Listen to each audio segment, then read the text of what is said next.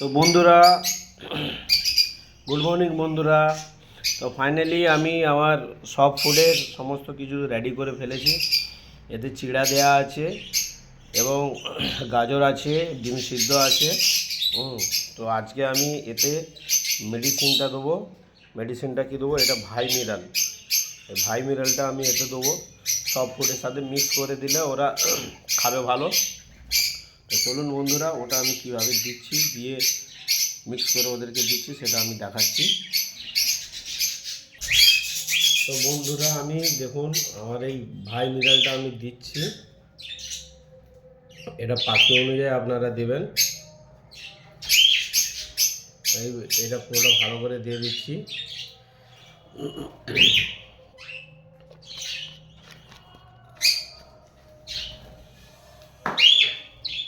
দিয়ে এটাকে একটু ভালো করে একটু মেখে নেবেন, পুরোটা সুন্দর করে ঝরঝরে করে, যেন মিক্সটা খুব সুন্দর হয়।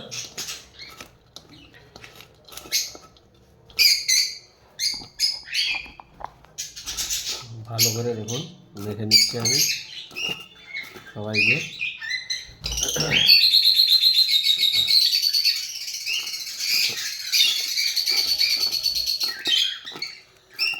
সকাল সকাল সব ফুড দিলে পাখি খুব সুন্দর থাকে, ওদের খেতেও ভালোবাসে। ডেলি একই রকম সব ফুড দেবেননি, বিভিন্ন রকম চেঞ্জ করে করে দেবেন আপনারা। চেঞ্জ করে করে দিলে ওদের ভালো লাগবে খেতে। একই সবসময় একই খাওয়ার তো ভালো লাগে না।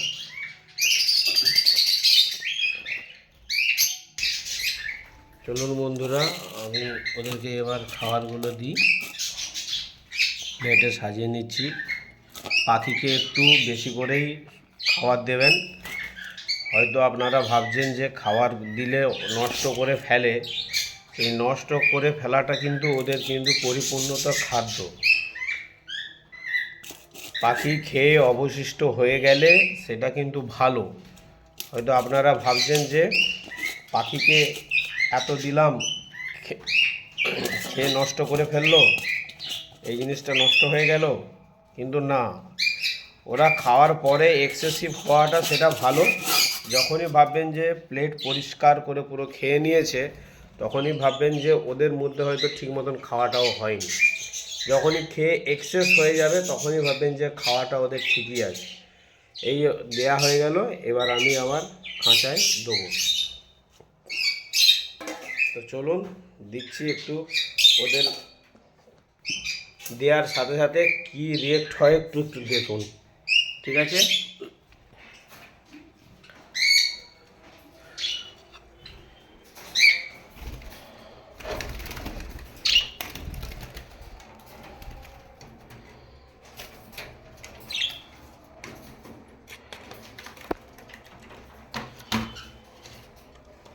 দেখুন সাথে সাথে ককটেলটাই নেমে চলে এসছে। আগে ককটেল,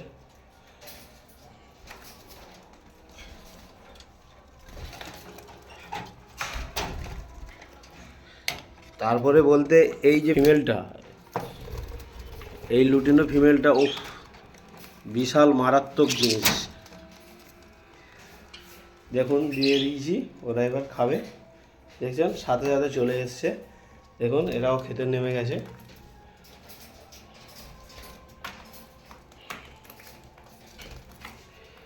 দেখছেন সবাই নেমেই চলে এসছে।